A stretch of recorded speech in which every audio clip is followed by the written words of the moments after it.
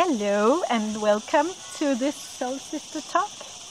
I am Eva Andrea and here is Jannecke Øinæs from Wisdom from North. And I'm so happy to be here with you, Jannecke. Thank you for coming to Alicante.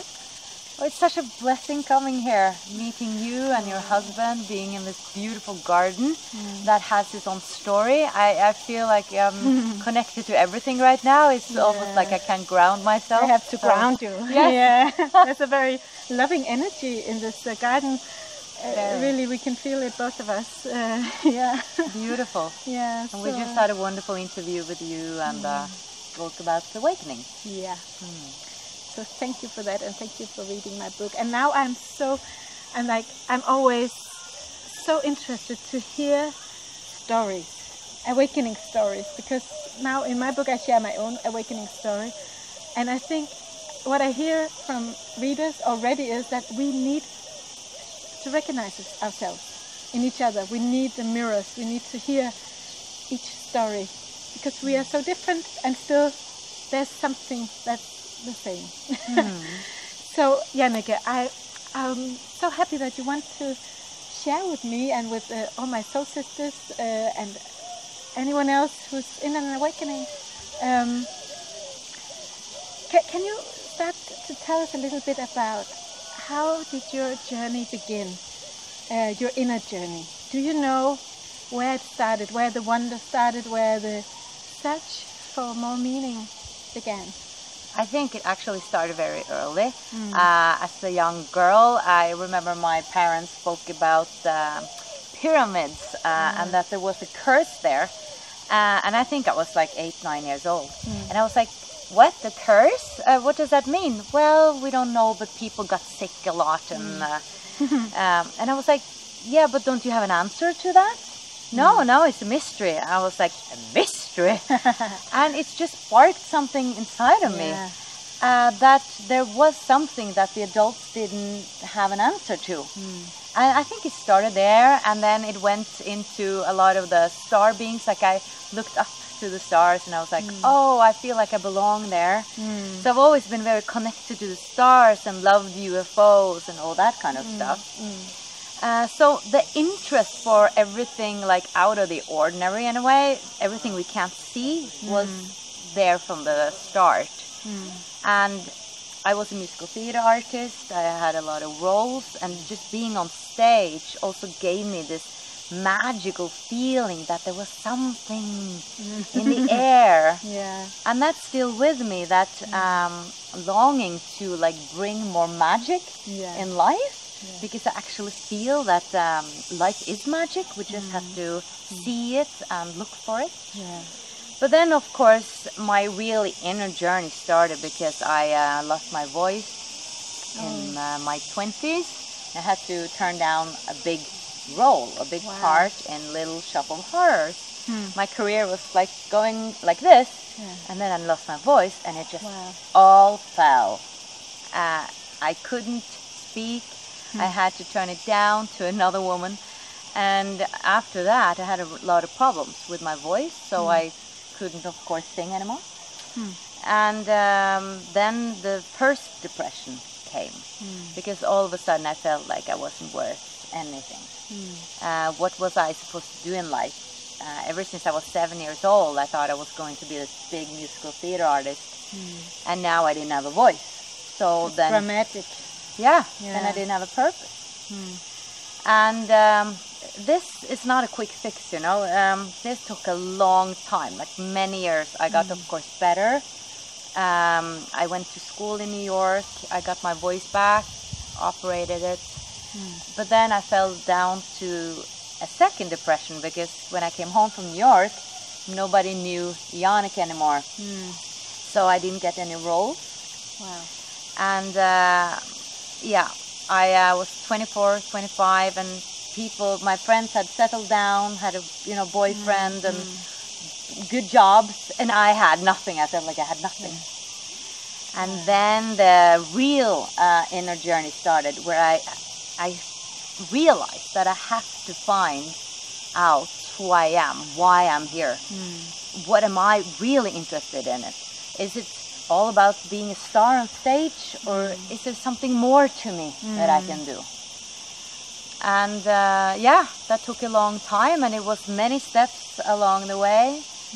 A lot of walking in nature, asking questions, a lot of crying, a lot of stopping to watch TV, stopping to watch television, a lot of realization.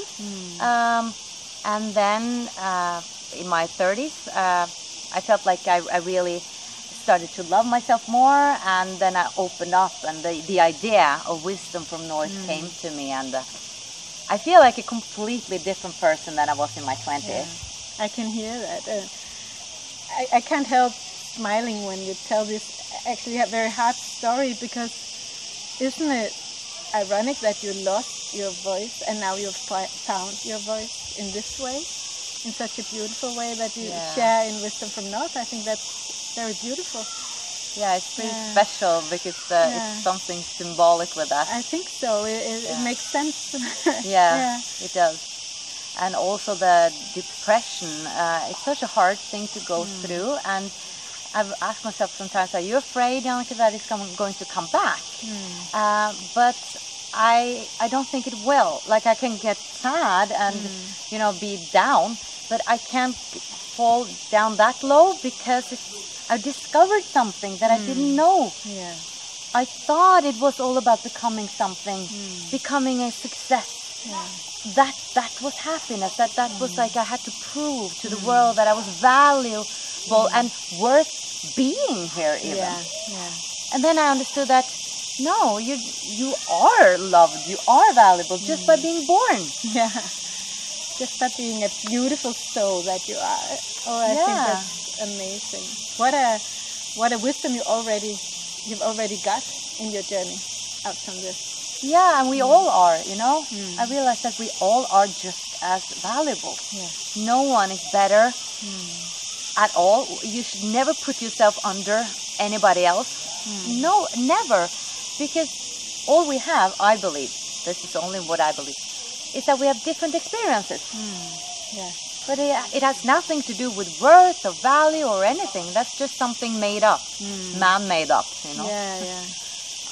So if you should say, what has been the greatest struggle in your journey? If we can, is that the depression or the fear that it will come back, or is it other things? If you would like to share, because I think we often we need to hear about the struggles, because we are tested on our path, and I'm sure you've had many things. Yeah. It was in the depression. It felt like everything was nothing. Nothing meant anything. It was just this gray reality, and that's a contradiction to my childhood, where I thought everything was magic, and filled with life, and then all of a sudden nothing meant anything. And that's a horrible place to be in, because you can't do anything. Just nothing matters. Yeah. And then finding that I have to give purpose to it. I have to clean my house because it means something to me. That is self-love, that I have order in my own home. Because in my depression I didn't care how it looked like. So the magic is actually coming when you do things with meaning and intention, and it becomes holy in a way. Is that that you have to find the meaning in it, that there's no one who can save me. I have to save myself. I went to psychiatrists and everything, but they couldn't give me meaning. I had to find my own meaning in my life and find out, how am I valuable in this world? And then I started looking at small things about myself, like even my wrinkles, or like the lines in my hands. And I was like, wow, they're made for me. Only for me. Only yours. And I must be valuable. Like, look at all these lines. I mean, it's a masterpiece. It's art. That's a beautiful thought. So I realized, I have to be valuable. There has to be someone who really wanted me to be here. I just have to find why, like the what I can give to the world. So I shifted the perspective, and then slowly but surely life began to have colors again. Oh, it's a beautiful story.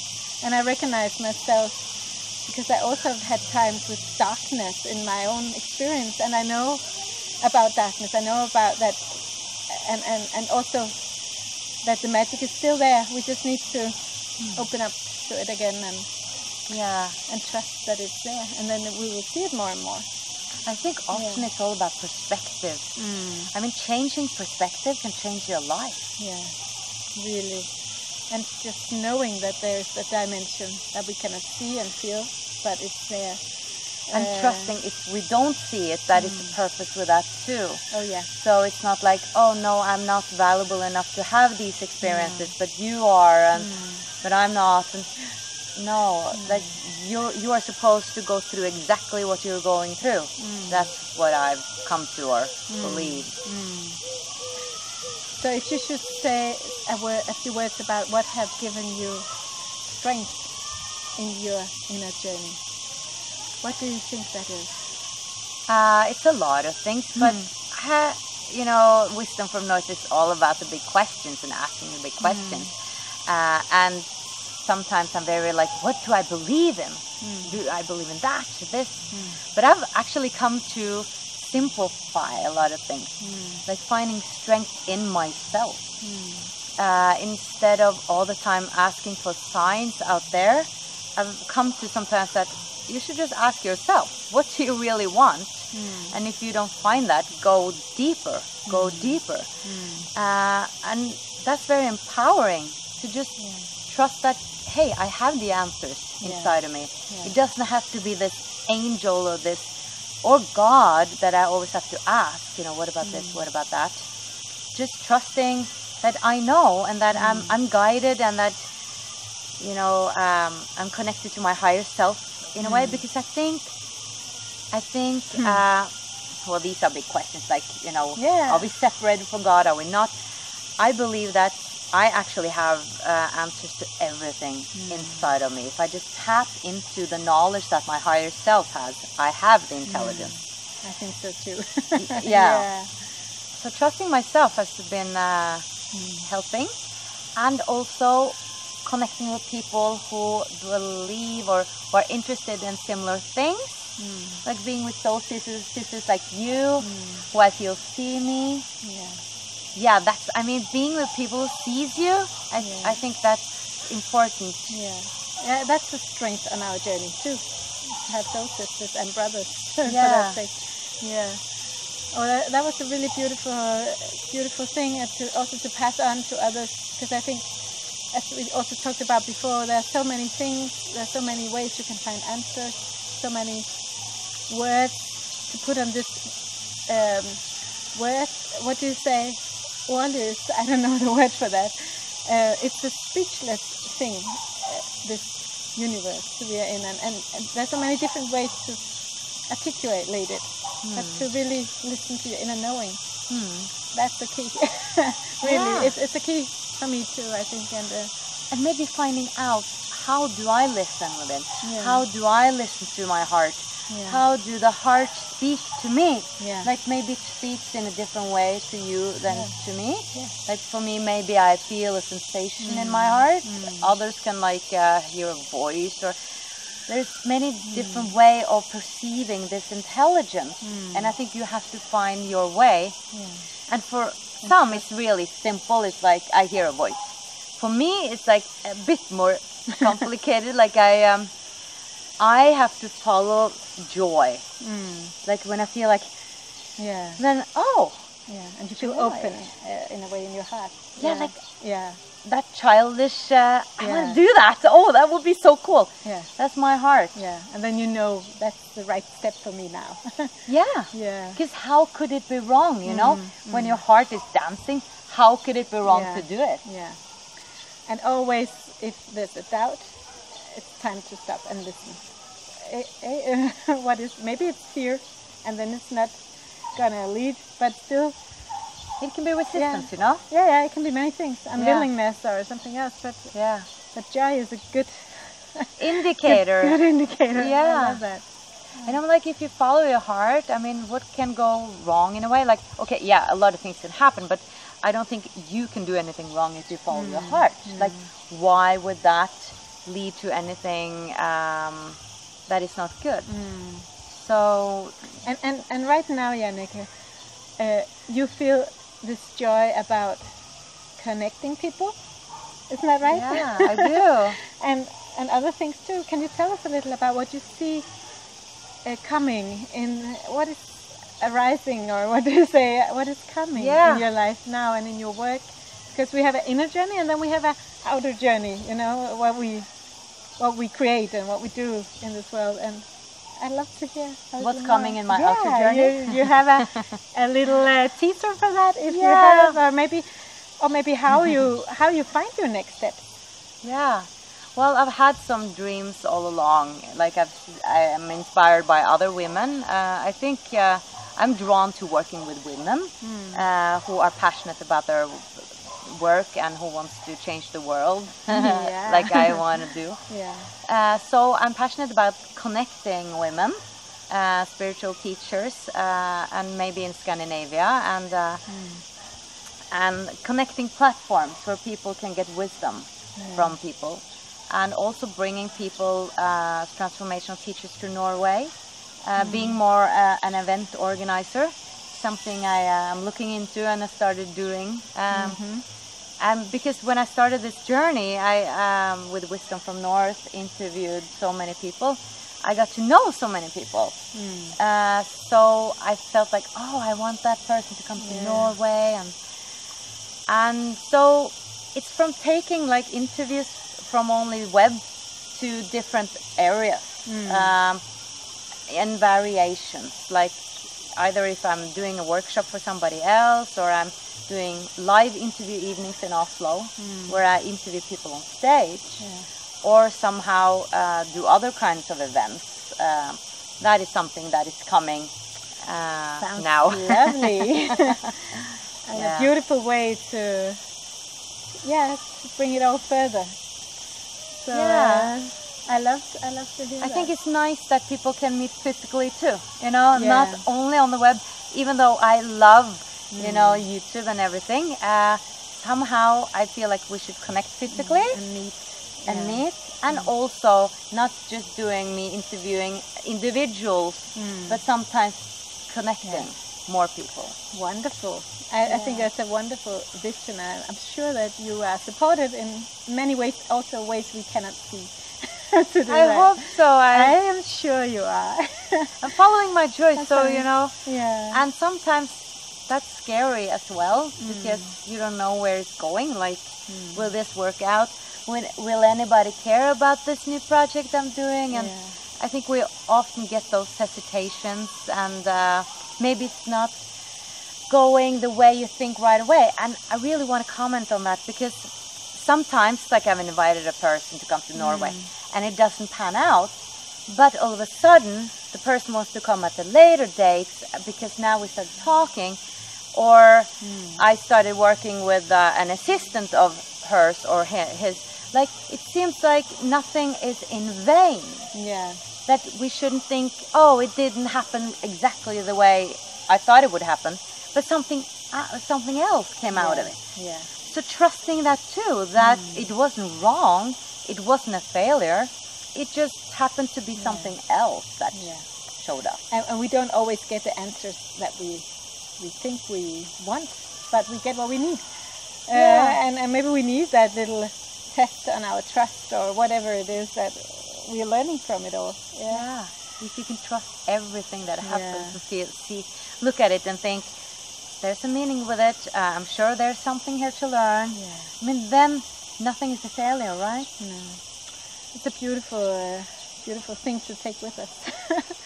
So, Jannecke, if you should give one advice. Ooh, this is a good question, right?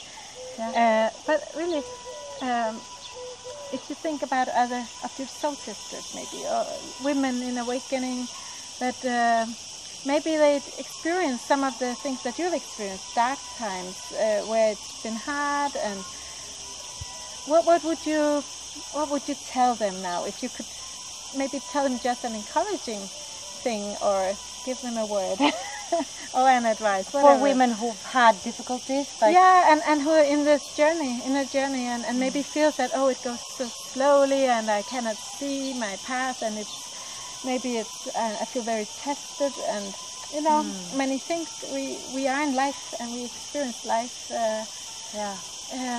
Is there anything you've learned or seen that you think? Well, it's back to actually self-love and trusting, never doubting your value, like trusting that you are not on the wrong place, that there's nothing wrong about your situation, it's completely right, and you can, of course, like it's free will, so I think that you can look at it as this is wrong, but then you will only like put more obstacles, instead of allowing whatever is happening to happen, and trust that there's a reason why I'm having all these difficulties, or there's a reason why I'm there, and really just focusing still on doing what you love, following your heart, and also focusing on taking care of yourself. And then I mean like really develop your own self-love, like doing nice things to yourself, find what is great about you, like what is really great about me, yes, I'm a kind person, like I'm a generous, just really know those things. Ask yourself, like, what is good about me, what is about me that's pretty special. Find those beautiful. Maybe 3 or 5 things that are just so unique with you, and you can put it up on your wall, or you can have it in your wallet, and look at it sometimes like, I'm a generous person, I am. Send yourself a message, a text message, right? I mean, we can be creative, I think it's a beautiful advice. Stand in front of the mirror and say like, hey beautiful. I think that really helps, because when you do something again and again, it will get an impact. Sure. And we need that, because it can be a bumpy road, and it can be a kind of I don't know the word in English. When you strikker, what is that? Knitting, and you use the thread. The thread, the thread. Sometimes it looks like this thing that's a little all around, and you just hold on to your part of the thread, and it looks a little. Your path can go around and look a little bumpy and messy. But if you hold on to your trust and your love, and that you're loved, and that you can show yourself that love, as you said so beautifully. I think that's what makes you walk on and find your way.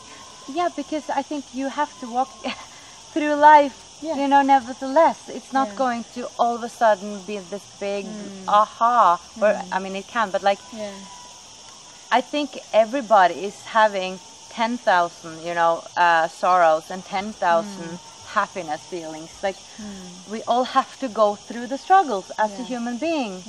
So instead of resisting all the struggles, trusting that yes, this is part of life, and I just have to surrender and trust, and don't try to control it in a way. I think that's a very, very beautiful message, and maybe that's your message. We talked about what's the message. But it's a really, I think it's actually one of the conclusions also in my book. I write about in the end, because I had to ask, the loving energy, God, whatever we call it, what is the meaning with this life? Why is it so hard sometimes? Why are all these painful feelings that we have to go through? And one of the answers was that your willingness to be in life, in this alchemistic kettle or way that it is what makes your journey. That the more willing you are to be in life and not resist it, and be in it with love instead of fearing it, the faster it goes, and the faster your transformation will also unfold. I gotta say that I don't have any answers, and I don't know if it's true or not what I'm believing, but I've just seen in my own life. It's experiences. Yeah. Yes, that having resistance to things only make it worse. Yeah. And sometimes, you know, you have to go through the breakup with your boyfriend. He's breaking up with you. You can't control that. He did it. You have to accept it. But if you resist it as well, it's just going to be 10 times worse. Yeah. And what happens is that you do get wiser after that. Yeah. You do come down to a deeper part of you. And all of a sudden you can feel joy much more, I feel like, when you've had really those dark moments too. Yeah. Yeah. Like life gets more rich. It's fuller. Yeah. So I don't think it's something to chase, like being awakened or having this life or that life. But yeah, I mean, setting your intention, like saying to the universe, I really want this, or if there's something we want, you know, I really want to feel more happiness in my life. Setting the intention, then I think the universe has heard you. Yeah, and then you get what you need. Yeah. If it is pain or if it is the happiness. Yeah. And you learn through it all. And it's kind of a choice too, you know. I mean, you can choose not to believe or trust in life, but then what good does that do to you? Then you feel like you have to control everything. Yeah, that's a very impossible task. Yeah. I've come to. Yeah. Wonderful. Thank you so much, Jannecke. You're welcome. I am so grateful to you for your work. I really appreciate that there are people like you who find their voice again. And have the courage to do it and I know it must have required some courage from you too to suddenly start doing Wisdom from North. You know, maybe you didn't get approval of everyone around you. Maybe not everyone understood. I don't know, but I'm guessing here. Am I right? You know, or was it easy for you? I've been surprised that I haven't gotten more critics. No. You know, I have gotten a few, but it's funny because it's like it doesn't, I don't care that much. No. Of course, I mean, if there would have been a lot of it, I would probably felt it. Yeah. But it seems like to me that, I mean, I'm honest with myself now. And like I said, it took so long. It took like 10 years for me to work with myself before I really felt like I like myself, you know? So when I then started Wisdom from North, I was like, this is so right. Yeah, and it felt so right. Yeah. Yeah. But I couldn't have done it 10 years ago. No. You know? So you come from that place and then it's flowering. Sometimes blossoming. Blossoming. Thank you. I could have never done it without losing my voice, you know? No. That's interesting, isn't it? Yeah. Yeah. I think that's a beautiful, it's like a metaphor. And I'm thinking if I didn't, just imagine that I would have listened to that critic in my head saying, what will people think? And I got that. Yeah. I got it. But I was like, yeah, I mean, they can think all things, but I'm going to do this. Like, I really want to do it. Yeah. Like, the love and the joy was bigger than the fear. Yeah. And that, I think, is the tipping point. That's for me, too. I also experienced that. Then something happens. When the longing in the soul becomes so strong that it triumphs the fear in us, because we all have fears as a human being, right? Of course. Yeah. Of course. So thank you for doing that and for not dying with your song in you. Right, I like love Serena that. Dyer says. I've interviewed her. She's so beautiful. Yeah. Yeah. And you won't do that. So thank you. And I'm just excited to follow your path further on and see how it will all unfold. Thank you. Thank you. Hey, actually, I forgot I have a gift for you. Can I go get it? Yeah. Yeah. Wow. I forgot. Thank you. It fits in. You like gifts, right? Yes. It's just Who a little. doesn't? It's just a little something. I have to tell you about it first because it was actually, in the last chapter in my book, I'm telling about this experience where I walk up on the top of a mountain with my daughter, and we can see a little something up there. We cannot see what it is, and it shows up to be a gate. And on the top of the gate is Virgin Mary with her child, very beautifully, artistically made. And when I go through the gate, with my daughter, she says, "Oh, maybe we are blessed if we go through it." And I'm like, "Oh, that's a beautiful idea. Let's try it." And we go through it. And right when I come out, I feel like my heart opens, and I look down and I see this stone that looks like a heart. Oh. And I pick it up and take it with me. I feel like I'm blessed, and it's like later on I hear that this Virgin Mary is called the Virgin of Snow because she's guiding through the snowstorm at this mountain it's in Andalusia.